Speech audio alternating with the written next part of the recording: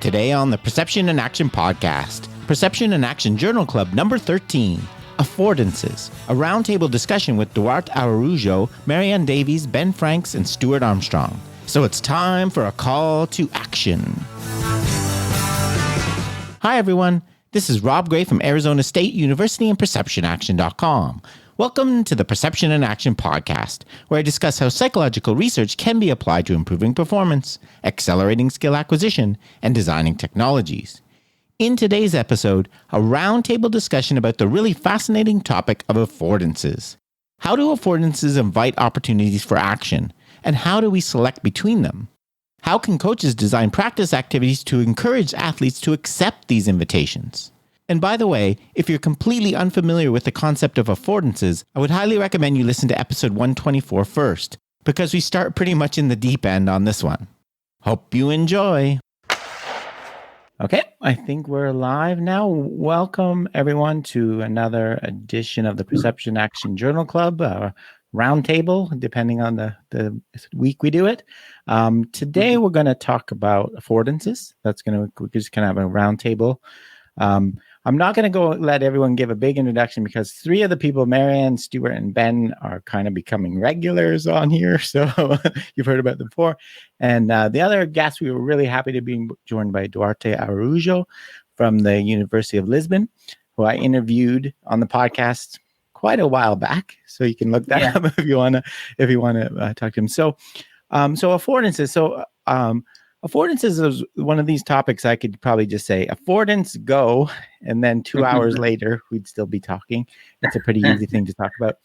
But what I wanted to focus on here is moving beyond the kind of general idea, and particularly focusing on kind of how we realize affordances, right? How do we select between affordances? How might they invite them? When we choose an affordance, so we're running down a soccer field and something affords passing versus shooting versus driving with the ball. What does that mean? How do we select them? How might we select multiple ones? We could get into nested affordances. So getting beyond kind of just the general description of affordance to actually whether they're inviting us, how we select them, that kind of thing. So maybe I know that's a really broad description. Maybe I'll start with you, Duarte. I know you've written recently and thought a lot about the ideas of affordances as invitations and selecting between affordances. So maybe I'll ask you to get us started on that. How do I realize an affordance?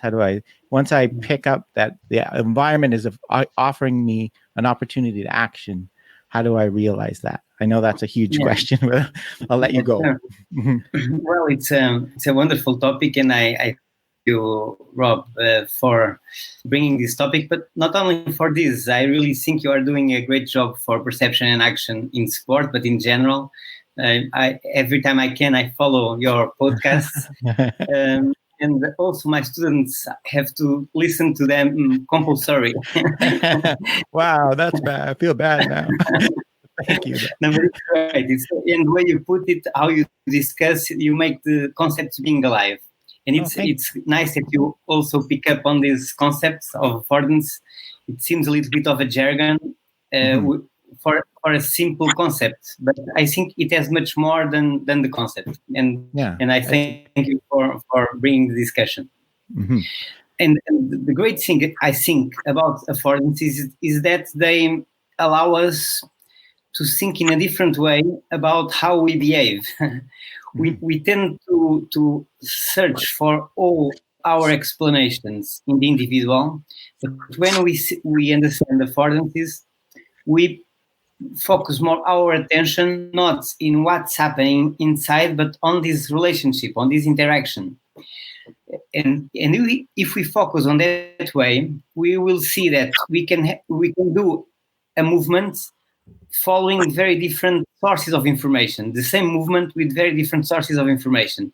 And this means that we just, for example, pay attention to the degrees of rhythm.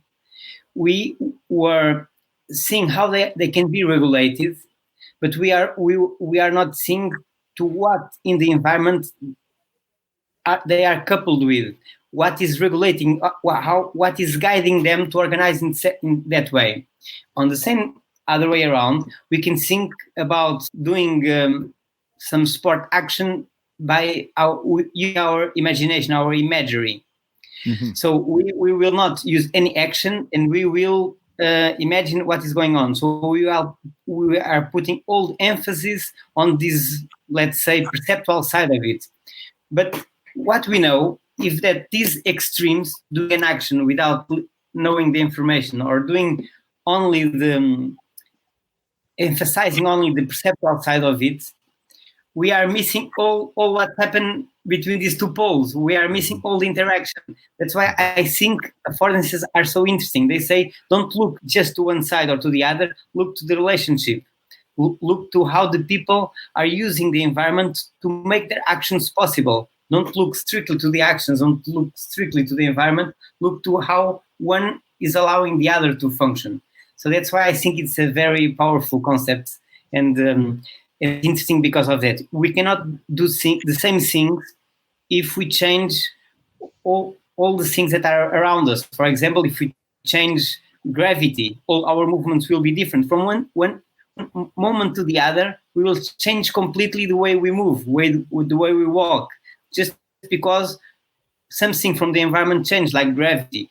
So this is an extreme case. Gravity don't change that much on Earth. So other things change, other things change, and we are also adjusting to that. So I think this is more the constant than the exception. But we tend, by many reasons, to focus just on what's happening on the individual. So this concept of affordances help us to focus our attention on the interaction, on how we measure the way we are adjusting to the environment. So that's why I think it's such an interesting concept. So the way we realize an affordance has to do with the circumstances of the task, what are we doing, but also on how our own characteristics and how we are acting upon them.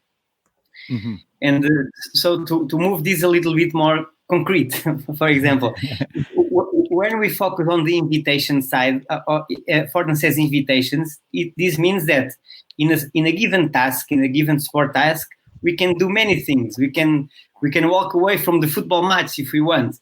There are many possibilities, but there are some possibilities that are stronger than the others, that are more concerned with what we are doing there, and these ones that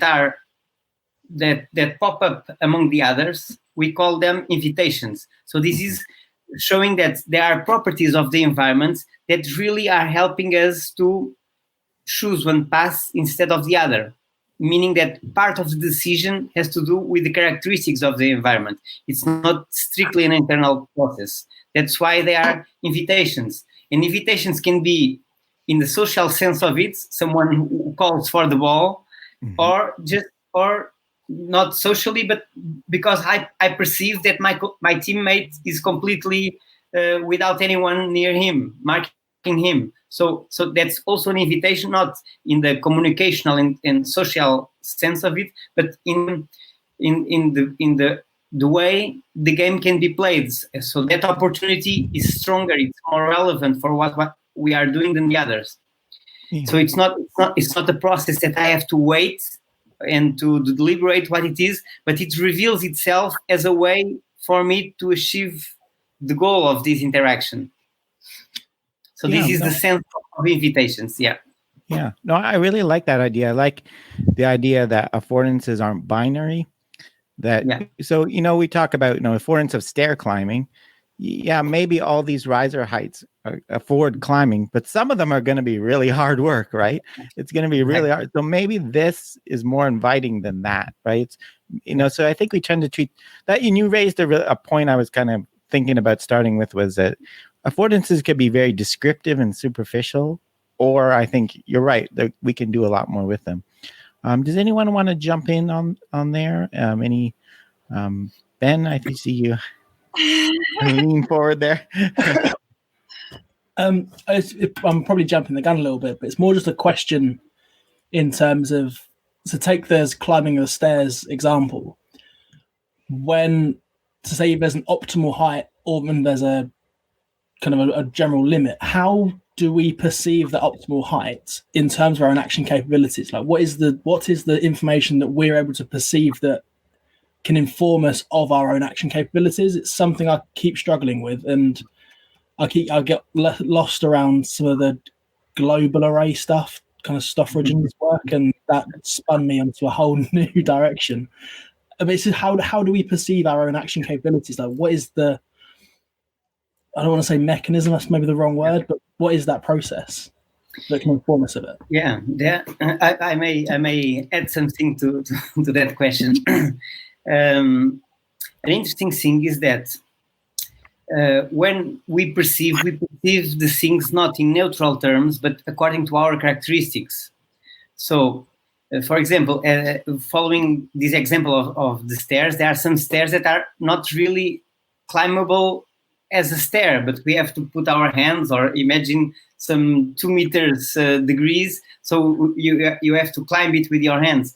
So the task itself implies your movement according to its own characteristics. So some stairs naturally fit with your leg height and others will not. So this is a process that will not have a unique solution for all the individuals, that they have to search for that optimal solution.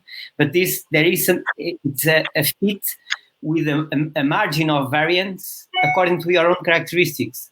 So that's why there's not only a unique solution, that you have to pick up on that height, and then based on that you have to do some movements that you compute to organize your movements to fit that height.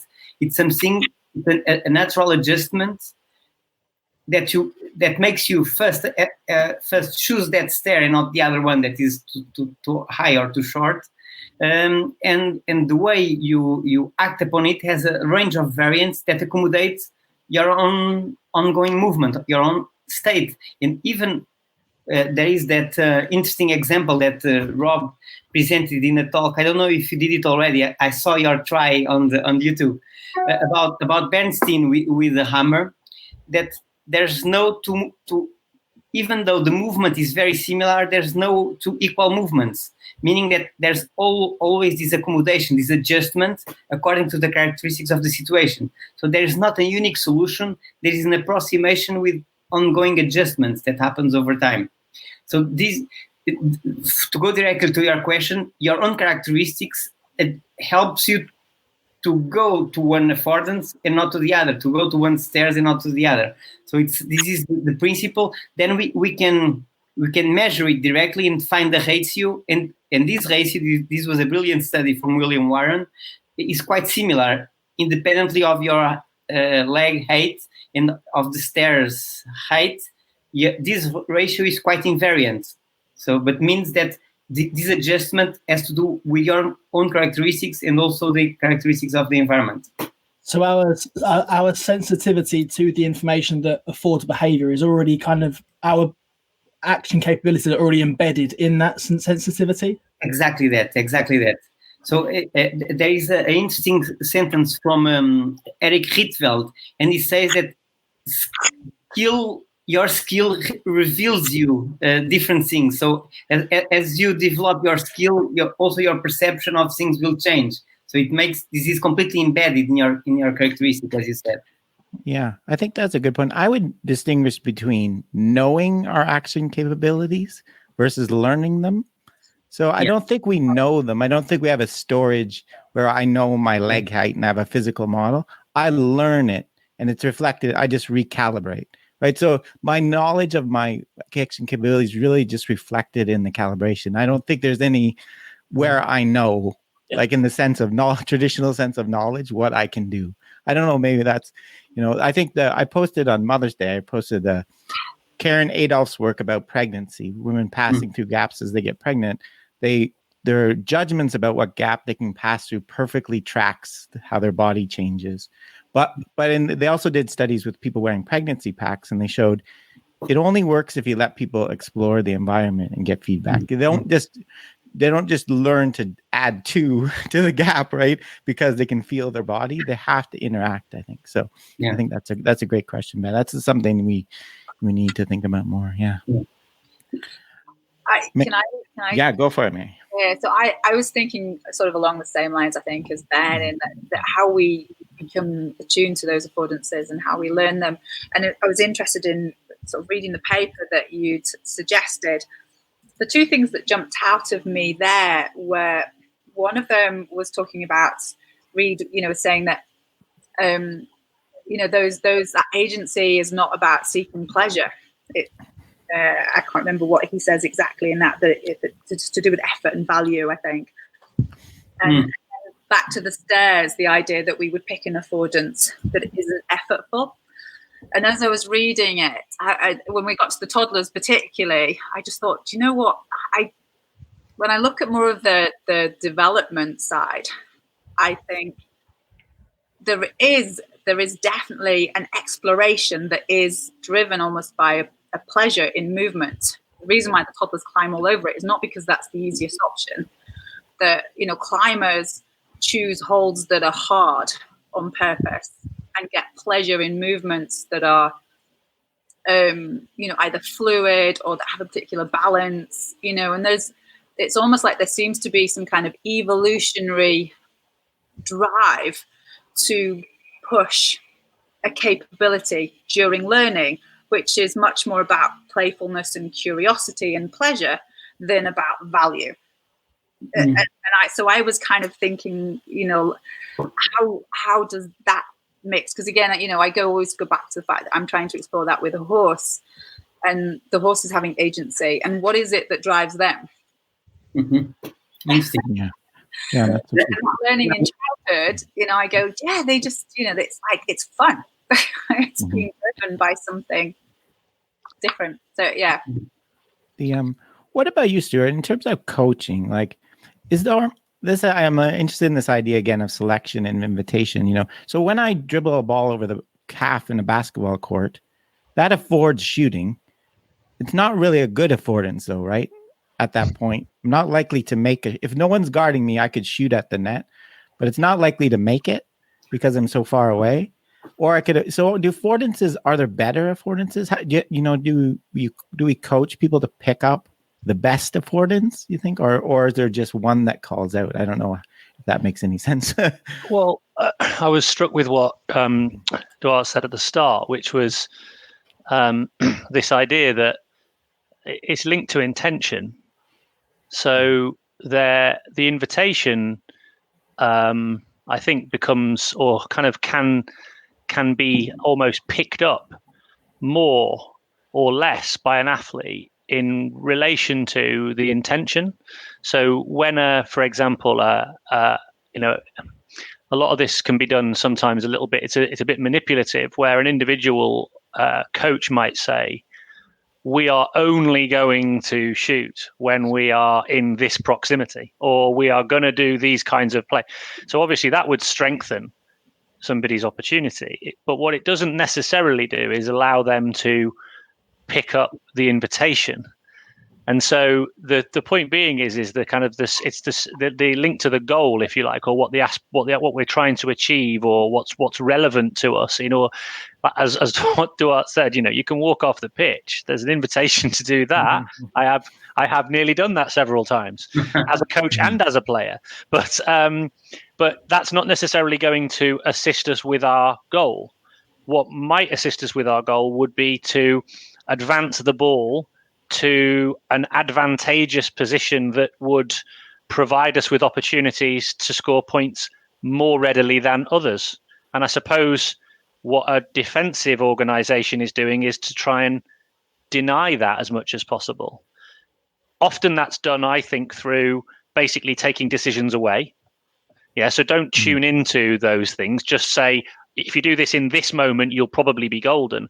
Whereas in reality, for me, the genuine aspiration for skilled performance is, and I know I'm probably taking this in a slightly different direction, but is when a group of individuals in a team game become attuned to those invitations, either denying the invitations or reducing the opportunities for those invitations to be present as a defender, or coordinating together to help each other to see when the invitations are more present, or to create more invitations, if that makes any sense. I might be massively oversimplifying that, but that's kind of how I think of it.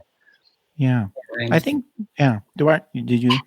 Well, yeah, there are so many interesting things to comment. That's why it's a very rich topic.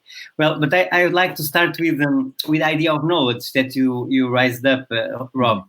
I really go into what Ben commented before about embeddedness and embodiment.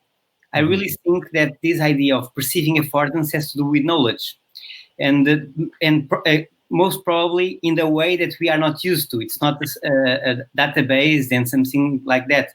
It's knowledge in the way how you can achieve a certain goal,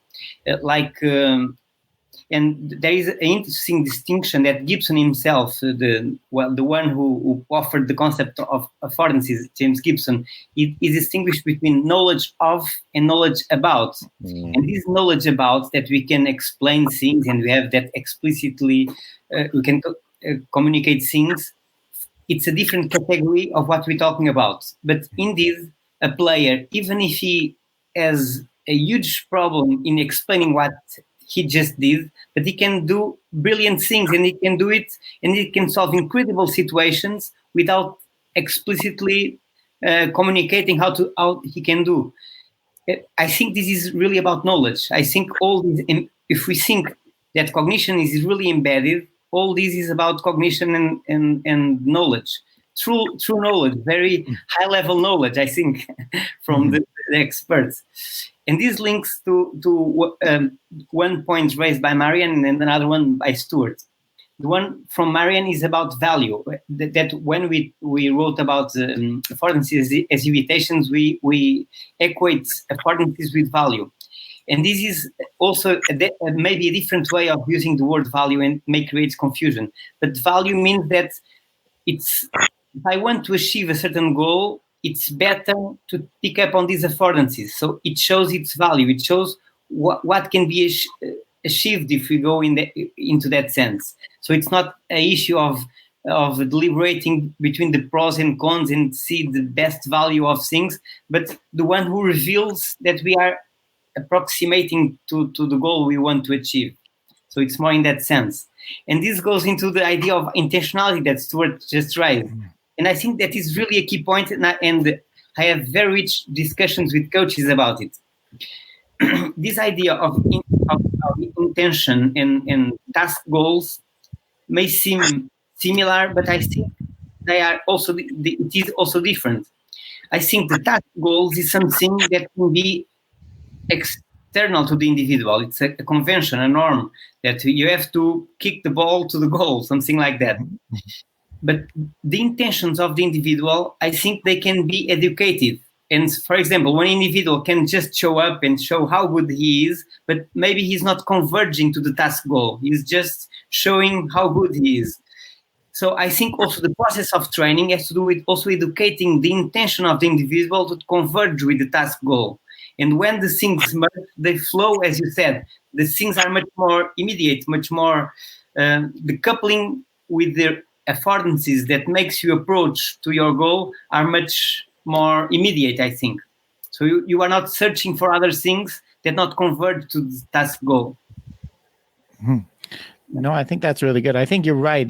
Sometimes we give just lip service to intention, when I think it's a lot more deep. The stuff some of the comments too are talking, I think it reminds me of kind of the idea of nested affordances and sub-goals. So like you were talking about, Stuart, maybe the overall goal or affordance is to advance the ball, and the affordance I'm picking up on is whether to advance it by going left or right around the defender, right? So I'm getting within my overall, I have these nested affordances and opportunities. And I know you've talked about that, Duarte, like if you look at information from the positioning of a defender, which foot's forward, you can it invites a certain affordance and things like that.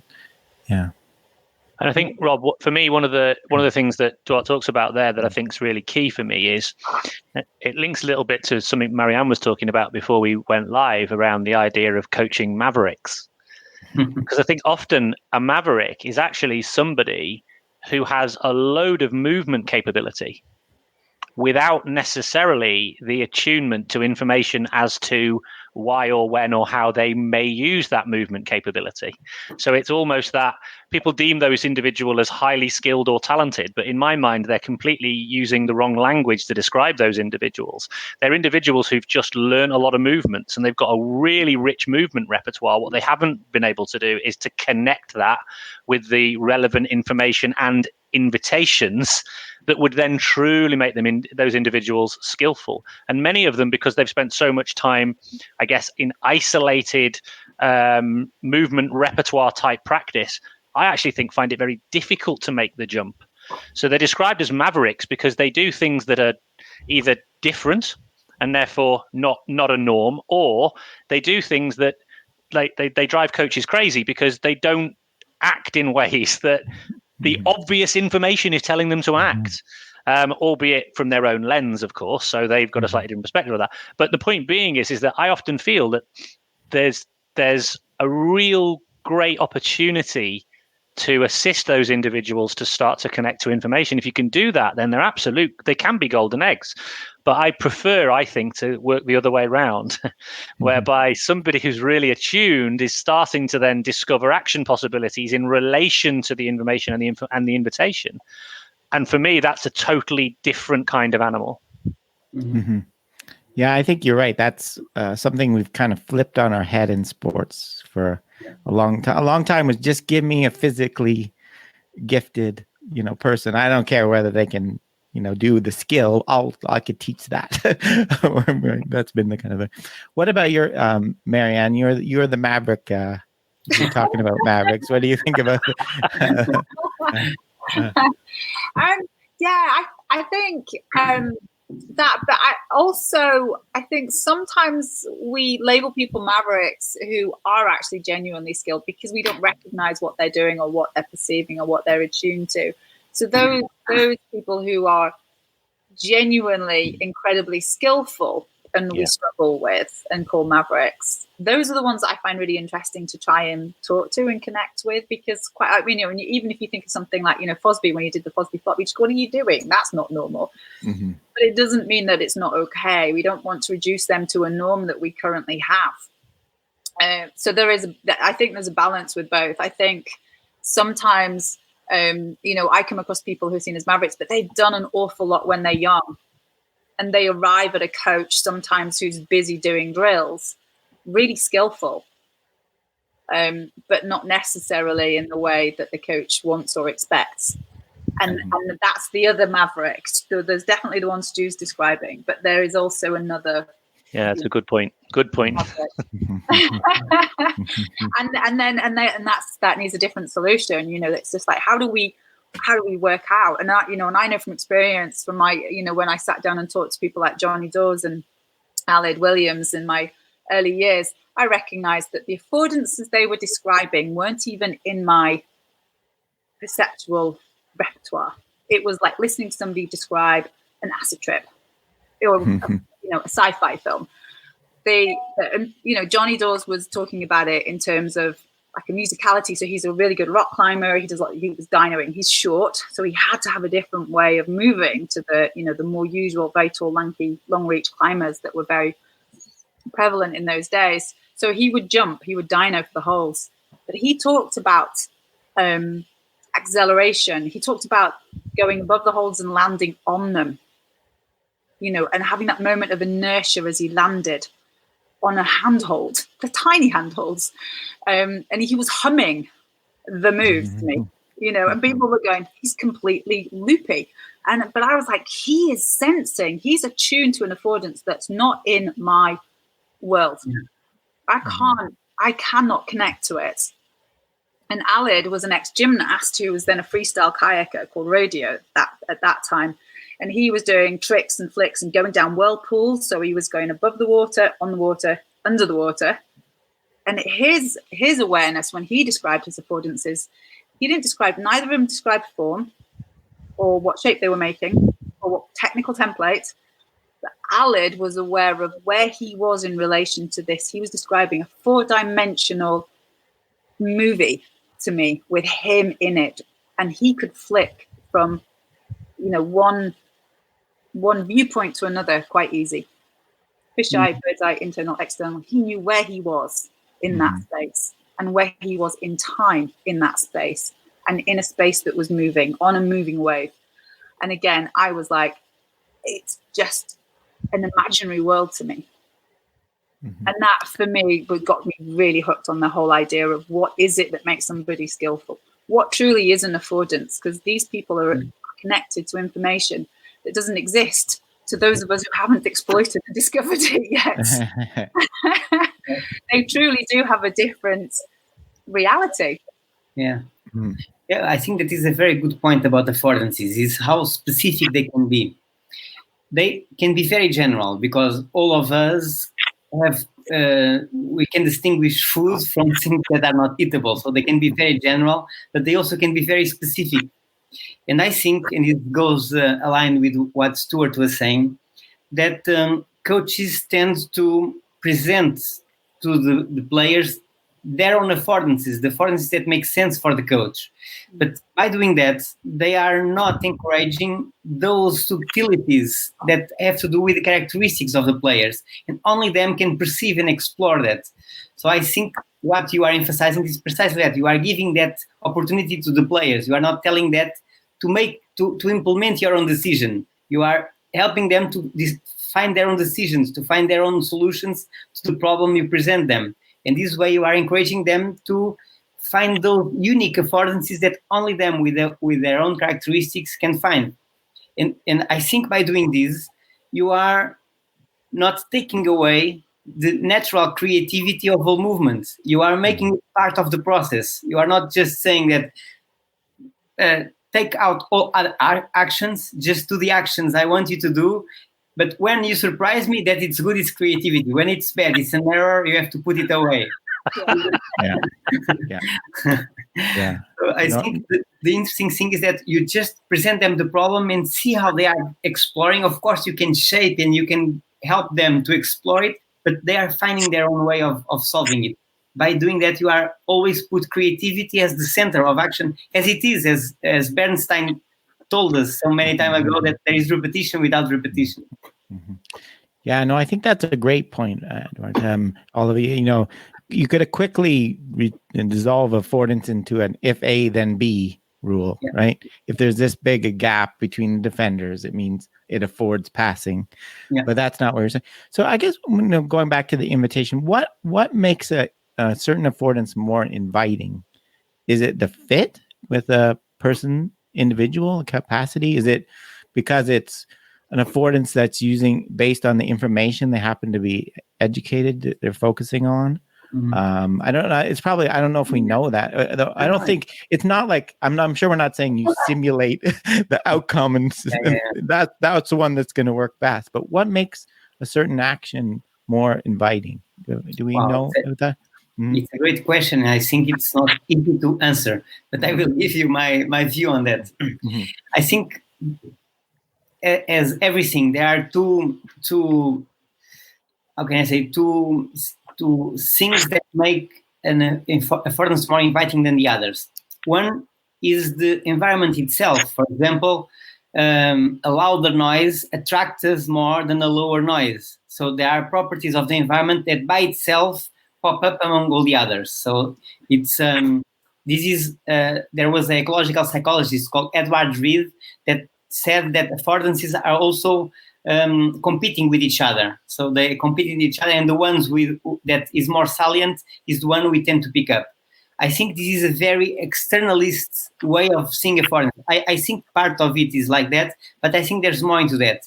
And more is, according to what you were saying, Rob, I think we also can orient our perception to one side and not to the other. And if I orient my perception to one side and not to the other, I'm perceiving more the things that are happening here, not so much the things that happen there.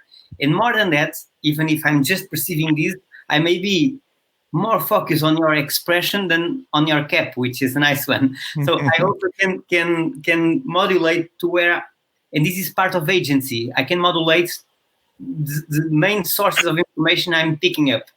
And I think we learn that this is a big part of what is perceptual attunement. It's to pay attention, to be more sensitive to some parts of the environment that are more relevant to the task. And I think a big part of perceptual attunement has to do with this, is how do I orient my perception? Mm-hmm. So both the environment and both the individual. Yeah. I think some in a very different way, but I think some of the things we talk about in perception, like foveal vision versus peripheral, right? When we attune to certain information, we're cutting off, picking up other opportunities, right? In the same way, we have capacity limitations in direct perception, right? We can't educate our attention to all sources of information at the same time, right? I don't think anyone would say that. Ben, what about you? What are in terms of invitations? What did you glean from thinking about that? It's brought to life some. So during the whole coronavirus lockdown, I've ended up spending quite a lot of time watching a baby and watching how they act, and that's kind of the paper. The Argent paper has kind of grounded some of those thoughts in terms of babies that just go to grasp hair and why that is, because obviously it affords grasping, but not. I wouldn't grasp someone's hair in just a normal context, but a baby does, and I think that specificity of the relationship fit between kind of actor and environment can create that inviting behavior. There's nothing to me that's inviting about reaching for hair, but for a baby there is, and why that is, obviously quite boring during lockdown. In terms of, I guess a baby doesn't have haven't learnt those typical social convention rules yet, and they just see hair as a graspable object or a property of the environment which they can reach for. And I guess that touches more towards the cultural aspect of invitations. I think that's quite interesting. So I've always been a bit skeptical of the cultural affordances stuff, but that's kind of grounded it a bit more, more real life, I guess. Yeah. No, I think the developmental research is something we kind of really could learn from more. I think like you look at something like how infants learn to catch and stuff. It's the same pattern. But I guess so. Maybe I'll turn to Stuart and Marianne. So if we, and the coaching side of things, if we accept affordances are inviting, what do you do if an athlete's not accepting the invitations? We already established maybe you shouldn't be telling them what they should be, but you must have some in mind that you want them to. That's how I spend about 80% of my coaching sessions, Rob, with people not seeing the invitations and me desperately trying to modulate the environment in some way to hopefully get them there.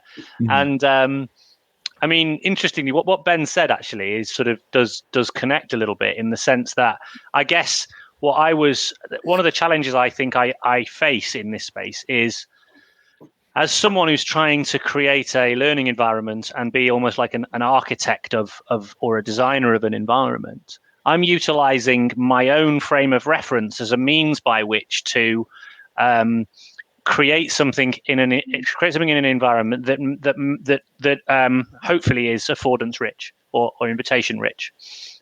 But a problem is I'm looking at it from my adult lens, and young people with a whole different array of, firstly, visual capability, action capability, the way that they're, sensing, the way that they're connecting with others socially, how important that is to them, and how much of a strong driver that is of the way they engage, but also the very fact that, they're just exploring the world in an entirely different way. And so why am I surprised when I design this environment? And this is the bit I've had to get my head around. When I design an environment and the things that I think might happen don't happen. Why would it? Yeah. Well, can I like what? Sorry, for you. Go ahead, Marianne. Yeah. What Duarte said there about when you said, some affordances are louder than others. And that's really when I'm designing a practice environment, like Stu said, I'm thinking, if they're not picking up that affordance, how can I make it louder than the other ones? So how can I help support them connecting to it? And to use a phrase of Stu's, I want to show them where to look, not what to see. clearly I've learned that I don't actually understand what other people are perceiving, but I do want to sort of point them in the right direction. And I like that idea of making it louder.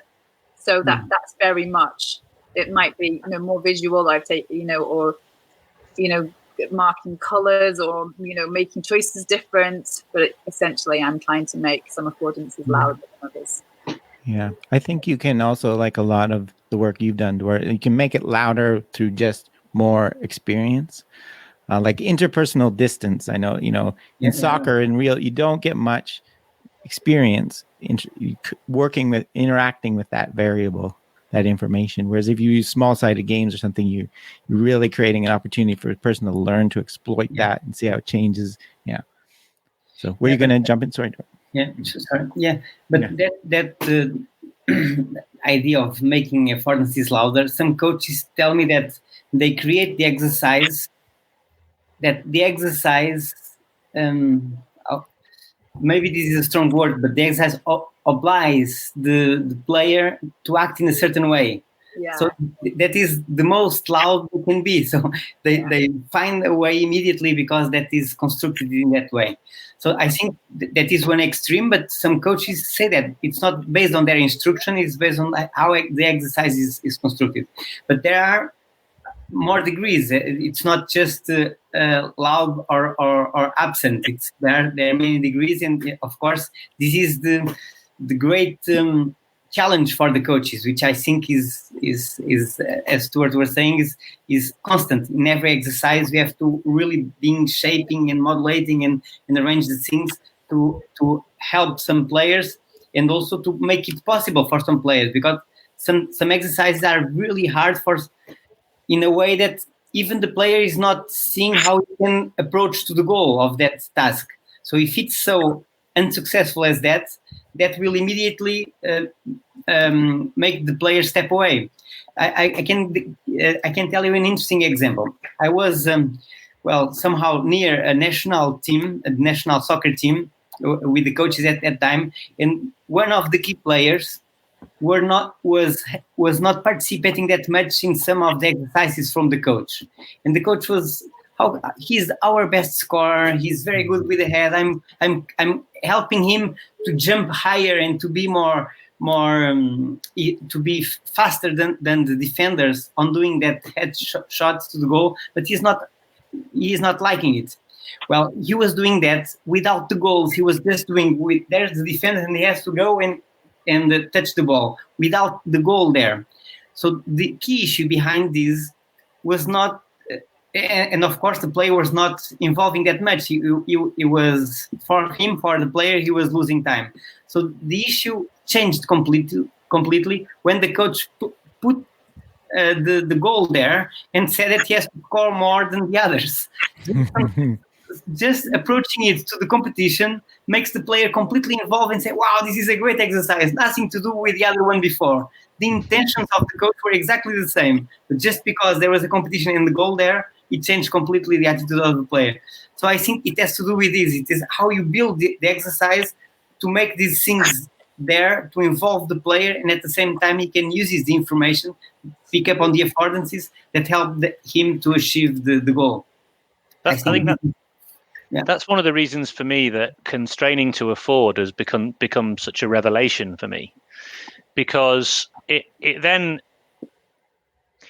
the focus is no longer necessarily on the actions of the individuals who you're working with. What you're doing is you're creating a design which requires certain individuals to act in certain ways, and what you're actually then looking for is how the other people adapt.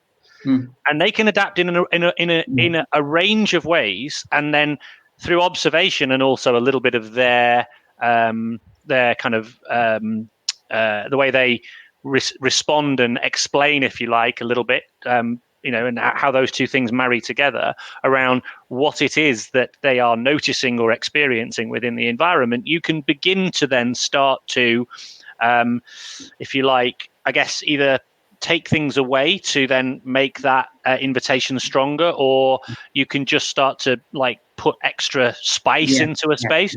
And so for me, I suppose that's why it becomes so powerful, because what you're then doing is you're your choice of action possibility is very much in response to what the adaptations you observe and what they say. And that's actually very powerful. That's much better than starting with, I'm going to design something. It's almost like you stop being the puppeteer. Yeah. And you become somebody who's responsive to the athlete. And then you are genuinely learning alongside them. You have no choice. That gets me into coaching flow when I'm in those moments. Nice. And it's the only times ever that's happened, but it's truly fabulous when it does. Great. Yeah. No, I think that's a great point. Yeah, I was going to say, I really love that. And I like to think that if I'm coaching, I should sort of in some way still be in the same kind of space as the athlete. So I'm still exploring, I'm experimenting, I'm learning, I'm discovering things. And if I'm doing that alongside them, then it's really engaging and fun for me as well. That if I turn up thinking I've got an answer, it's a really different space. So, that learning to coach and learning to perform is still learning. Yeah. And the way we refine our coaching ability is by still being in that learning space and having that curiosity and engagement with our athletes. And I think it's much more demanding, as you both are saying, Marianne and Stuart. You are really challenging yourself in every task, because you have to create the affordances for the players. You have to touching the task in order that it goes in a sense that it's good for the players and for the team. And that is, I think, much more demanding than just do a wonderful plan beforehand and just present them to the players. So I think it's you are always into that. You are always into the task, and as you said, it's a flow experience that I think is so demanding as the ones the players are doing. Mm-hmm. So it's a matter of I think you're creating, you're right, constraining to afford, pushing them to explore lots of different ones, not directing them, channeling them to. The analogy I've been using, I did use today, is a constraint's a one-sided barrier. I'm going to push you away, but I don't know where you're going to go. Yeah, exactly. I'm not trying to stop you on the other side too, right? We're not trying to keep you in a little box. We're trying to push you away from something so you find something else, but I don't know what it was going to be. Yeah. The other thing I thought I had about affordances, I don't think we talk about this too much in our side of the approach to motor control a little bit, is the issues of things like efficiency, effort, comfort in movement. We talk a lot about skill and performance. In other approach, I know in more traditional approaches to motor control, they talk about that. I wonder what your thoughts about that in terms of affordances. Do we pick affordances that are easier? Like we have this drive to save energy and conserve energy too. It's not all about. So what are your thoughts on that? Do you think there's any element of that to it in which affordances are more inviting? I think there's a narrative example of, I can't remember, it was from the FA Cup final years ago. I think it was Steven Gerrard in an interview said the ball came across to him and he just didn't have the energy to try and make a pass, so he just smashed the ball and it went top corner. So, yeah, maybe that, because that's something I've been questioned on before, is in terms of those mental states on athletes and affordance and attuning to information like anxiety or fatigue or that sort of stuff. So I wonder why that is that we then attune to something else. And we talk about recalibration in terms of a motor system perspective, but do we recalibrate on an emotional perspective as well? Mm-hmm. That's I think a very good point. I understand the learning processes into three stages that are inspired on Bernstein, but are somehow different. They are more related also with how we learn how to perceive. So I combine a little bit both. Mm-hmm. This was the chapter I sent you, Rob, about how I understand how this process goes. And I think one of the first steps is really to making this convergence between the intentions of the player with the task goal. So this is, for example, if I don't know how to play soccer, I have to be attuned to the rules, to how I can use my body in order to do the things that are supposed to be done in soccer. And by the way, sports are all cultural. So this means that these affordances has a lot of cultural in them. So it's not just a natural link to the environment. It's a very much learned link to environment that has to do with sport. But in this first step, when we converge our intentions to the task goal, there are many processes that happen with us. So we can be more anxious, we can be more tired, we can be many things. And these processes may deviate or approximate us to the task goal. If I'm anxious and I'm thinking about what the media will say if I don't make this goal, I'm not focusing on the task. So I think the issue has to do with how these mental processes or emotional process or whatever allows or help you to maintain or not your convergence with your intentions and the task goal, or they deviate you.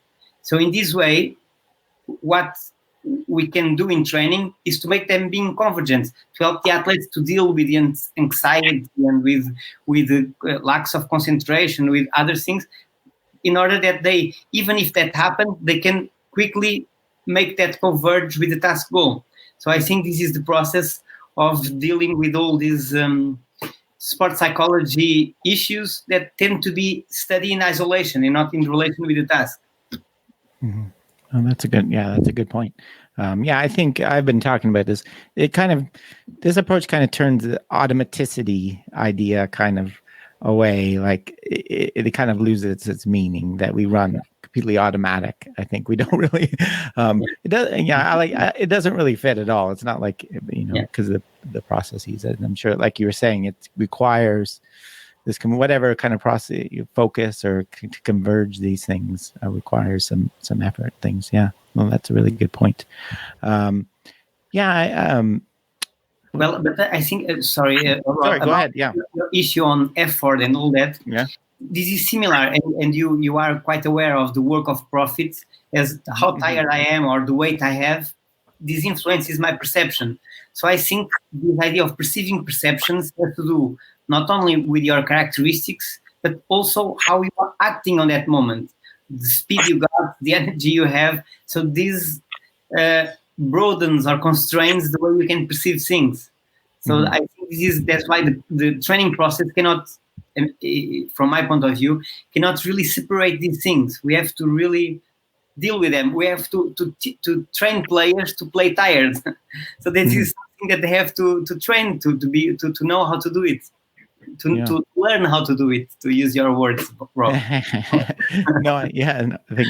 the other one, I think you talked about a little this. I've heard the link between connecting affordances and maybe the attractive affordances and attractors in dynamical systems in movement. So can we connect those? Are affordances attractors? Do they link to stable movement patterns, or in the same way? Have you thought about that?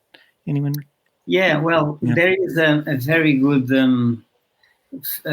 paper from Peter Kugler from the 90s. I think it's a 90 paper with Kugler, Turvey, and Shaw and all that team.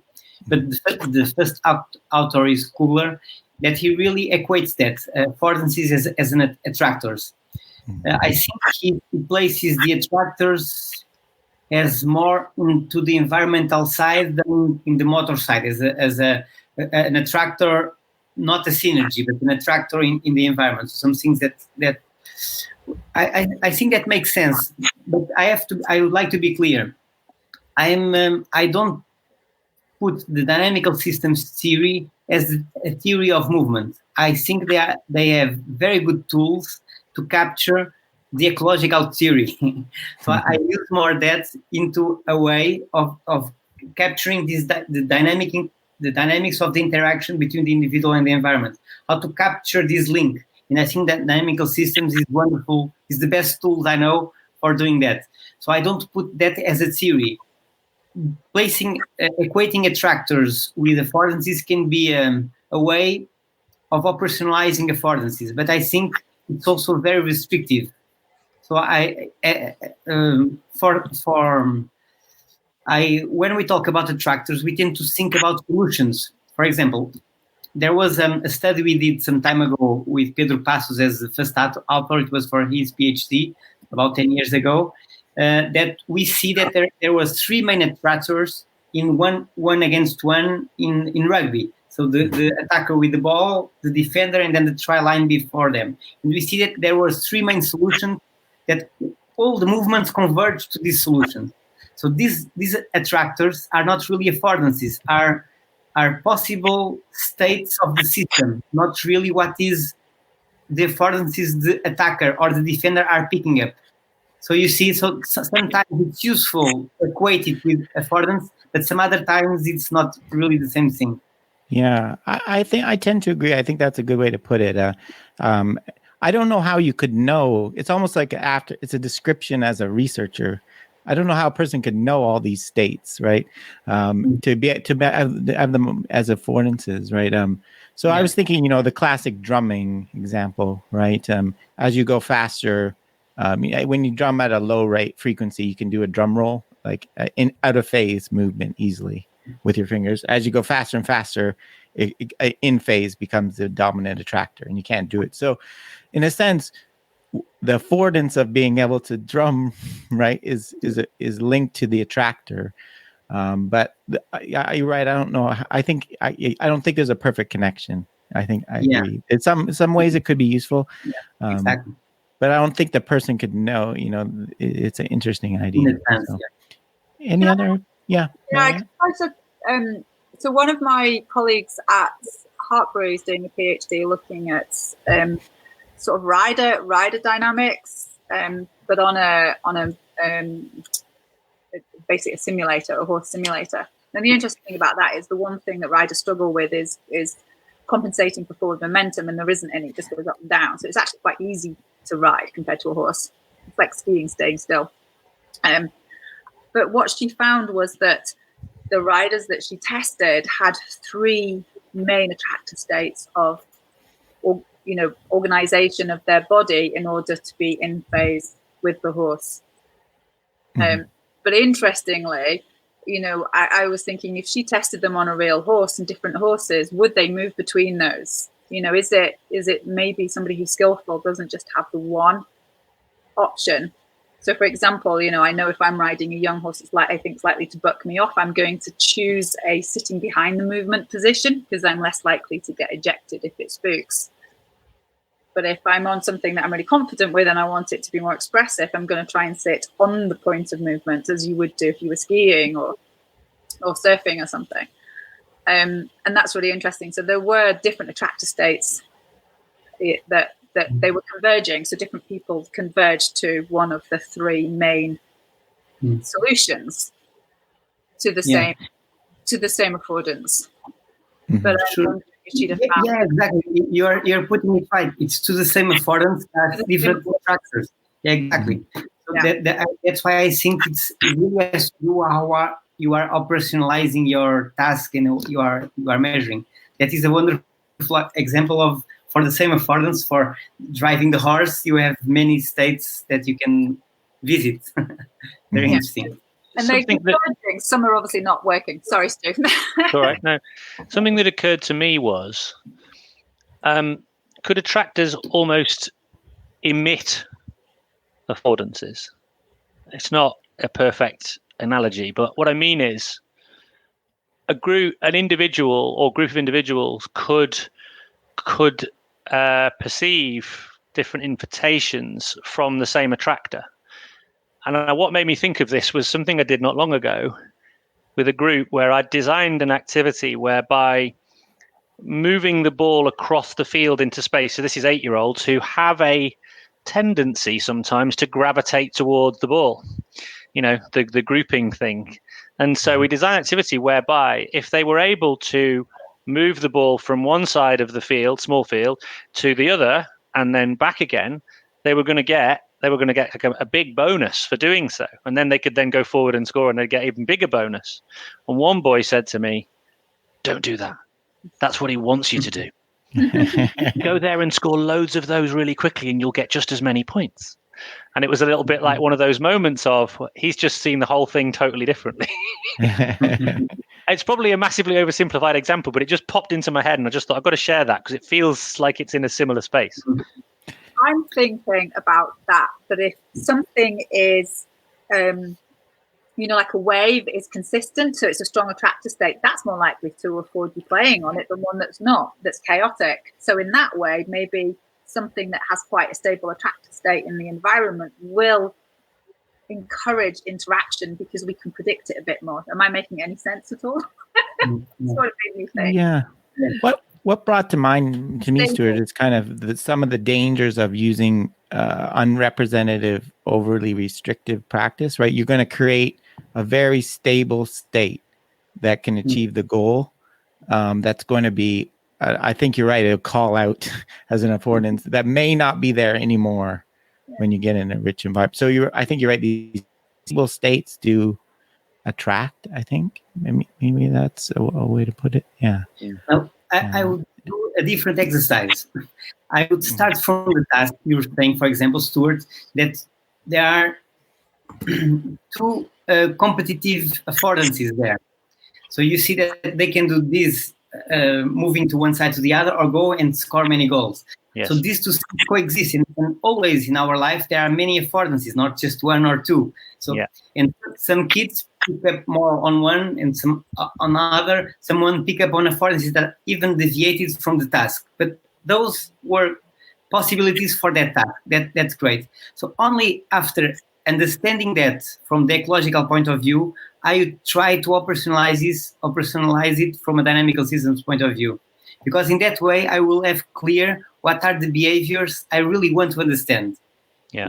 Otherwise, we will be locked into the own theory that dynamical systems have, and I think I prefer to be focused on the behavior, not on the methods. You see, that helps me a lot in thinking about sports behavior. Yeah, I think that was, I can't remember. I know Marianne was there. We one of the first journal clubs we did, we reviewed a very dynamical systems analysis of juggling. And one of our comments, they completely stopped talking about juggling performance halfway through the paper. All they talked about was the dynamic. So they lost the behavior in the dynamical systems. I think is exactly what you're talking about. You really, what's the goal of this? What are they trying to achieve? So yeah, I think that's a great point. So I think you're right there. They have kind of a loose connection. Looks like we're coming up on an hour, guys. So maybe I'll go around the room, and any last comments about affordances or what we talked about. Also, I'm kind of interested in, kind of what Duarte started with in his comment. I got, the value of this to you, with the thinking about things in affordance terms or coaching about them in affordance terms. What value do you think it brings beyond just kind of a description? Maybe that's one thing, or you can say anything you want. I'll let that open. So Marianne will go right next to me. No pressure. No pressure. Well, the whole, for me, I'm hugely interested in this, because I'm trying to look at what this means for a horse rider dyad and a horse rider dyad in doing something like show jumping, and how do we move from this idea that a horse should be obedient, and if it doesn't jump we punish it until it does anyway, and then they have they have accidents, or they like the horse that I showed you guys, Ben and Stu have seen it, that just jumped into a barrier, clearly was never going to get over it. And so moving away and saying, what are the affordances that a horse sees? How can we practice with a horse and rider? How do we understand how that's calibrated? Because they can't see what the last couple of strides because of what their eyes are on the side of the head. It's recalibrated with different riders. So to understand the behavior and the training of a horse from the perspective of affordances takes us in a very different place. And then the onus is on us as a rider to make sure that our training allows the horses to develop, the perception of affordances that it can take, instead of just forcing it to be obedient. So it's hugely important to me. Hugely, yeah. Duarte, any last thoughts? Well, first, why I think it is useful, and then just a comment. Well, I was mainly in the beginning of my sports sciences research interested in sports psychology. And what I see in sports psychology is that action almost doesn't matter. And I found that very strange. So everything is in the head, in how you can discuss it, how you memorize it. So I think something big like action was missing.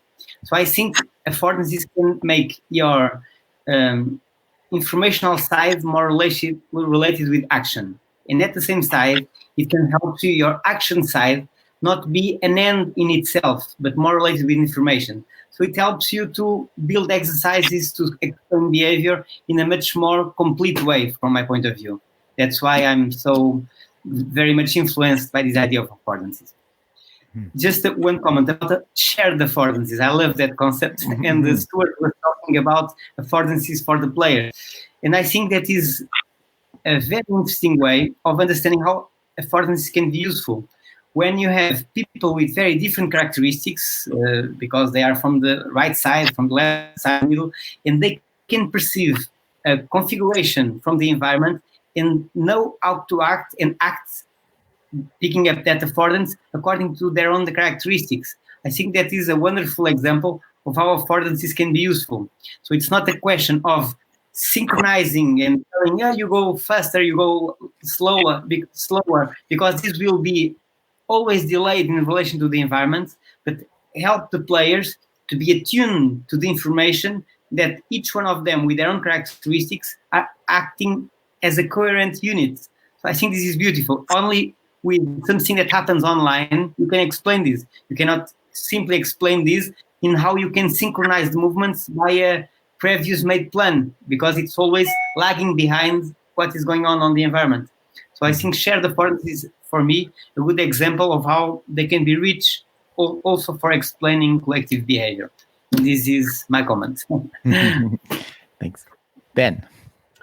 I think the key thing for me was how we come to form those relationships with the environment, and especially kind of touching on the concept of agency and how affordances invite, and starting to understand how, as a coach, we can actually design practices that afford or invite certain behavior without assuming we know the reality of the performer. That's something I'm getting stuck with a little bit still, but trying to work out how do we, as Stu said earlier, constraining to afford. How do we constrain to afford an invitation that's relevant to that specific actor?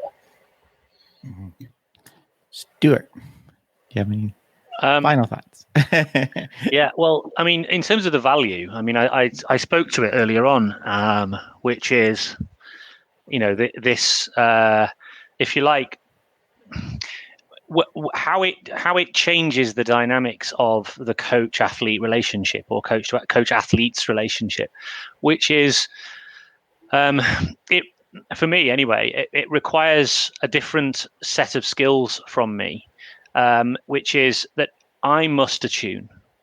I must be as attuned to the experiences of the athletes in the environment if I am to then begin to understand something of what they're experiencing, and therefore create some kind of not manipulation, but some kind of change of that environment that might help them to explore or navigate towards different spaces, as Marianne said earlier on about this idea of helping them maybe where to look, not necessarily what to see, and that is revelatory to me selfishly as an individual, because it has transformed my coaching experience from one of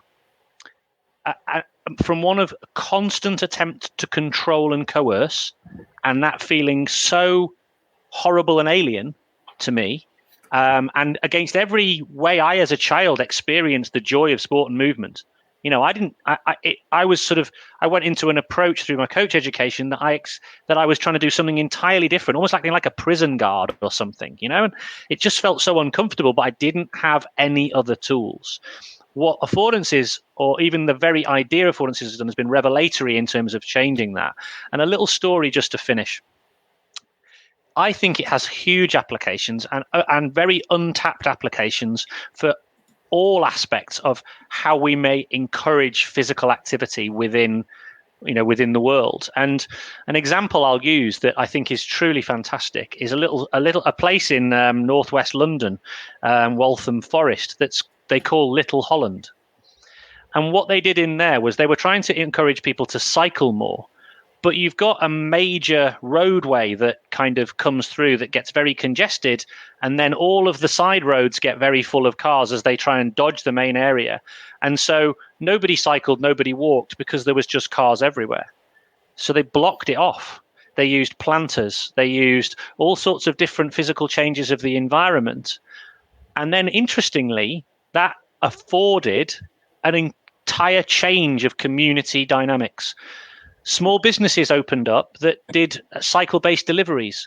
Oh, by the way, initially there was absolute furore and they wanted to try and get rid of all of the politicians in the area. But after they got over that, cycling deliveries to each people spend more time in their local community shops talking to each other. They go out as families into areas and cycle and use space in an entirely different way. They connect with each other in a different way. They make much shorter journeys, because previously they'd have to go 4 miles in a car to get somewhere. Now they can go 30 minutes or less than that on a bike.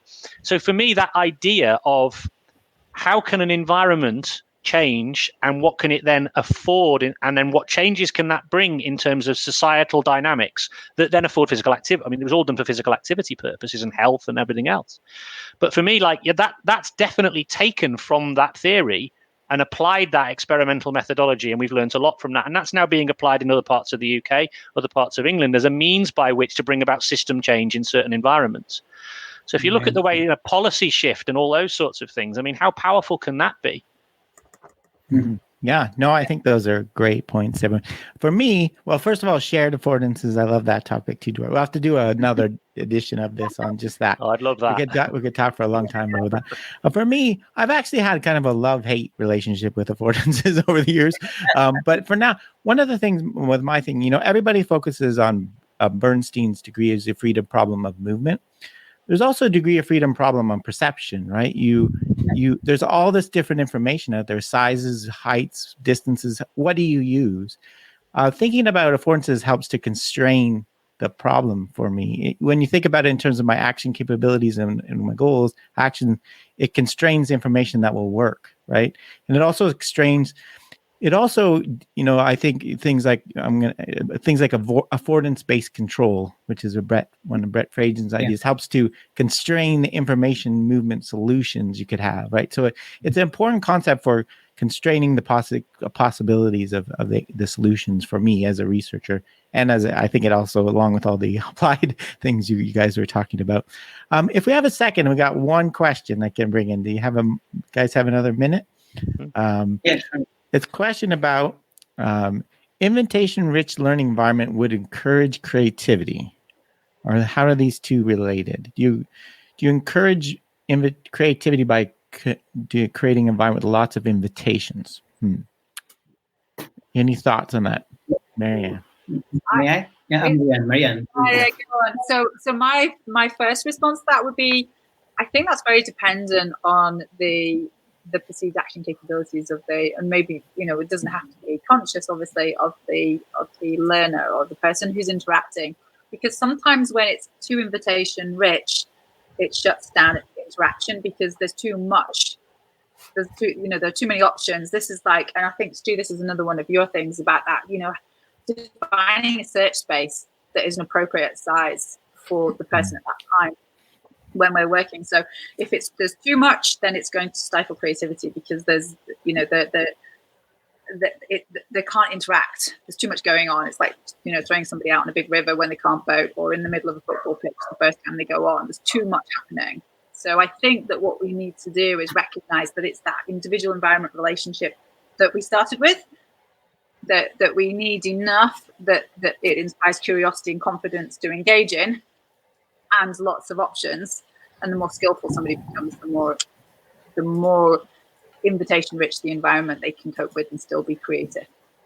That would be my first response to that. Mm-hmm. I think it's the concept of being invitation rich is, I think, something that the Boeing project, the primary PE project that is currently in the UK, is, I think that's kind of a concept of how we used to design games for the program, in terms of providing lots of different opportunities that invite behavior, allowing young people to explore different movement possibilities and different kind of physical problems to solve with their body, etc. So I think that is to an extent, if you provide the invitations for different contexts, they might then encourage creative behavior. Yeah. Just a small comment. First, say hi to Francis Moreno from Elegy in Spain, a good friend. And well, I think if we put all the emphasis on the environment, we are missing the individual. So it's always how you can encourage creativity is how you provide you shape, you channel, you constrain the solutions found by the learner himself or herself, not just because the environment is rich. We know from street playing that some of the best soccer players in the world came from these environment-rich places. But we also know that many people who played on those environments didn't become world level. So this environment-rich environment by itself is not a solution. It has to do how both things are related. So that's why coaches are always useful, because they can shape how you can explore that environment, the richness of the environment. So I think there's always this issue of how the individual can explore that environment. We cannot put everything on the environment. It's not an environmental, strictly based solution. There is a saying, I think it's from England. It was Rich Shuttleworth who said that to me. He said, lack of resources makes you resourceful. So it means that even environments without many things can help you to develop skills. Yeah. No, I think there's two really good points there, guys. One is the complexity, right? The opportunities in variability and things like that need to be scaled for the level, right? In some way. Can't give people too many options, paralyzes people. But also, I think you're right. But I think that what you're saying, Duarte, emphasize this is not just design an activity, stand back and do nothing as a coach approach, right? It's not all just in designing the environment and that's it, right? There's more to it than that. So I think I'll end the broadcast here, guys. You can stay around, and so thank you everyone for joining us and the question, Francis. Thank you very much. Okay, that's it for today's episode. Thanks for the really fun discussion, guys. And remember, you can contact me at robgray@asu.edu or follow me on Twitter at ShakyWeights. To find out more about the podcast, please check out perceptionaction.com. Finally, to support the podcast and receive bonus materials, including written transcripts, please head over to patreon.com/perceptionaction. This is Rob Gray from ASU. Cheers for now, and keep them coupled.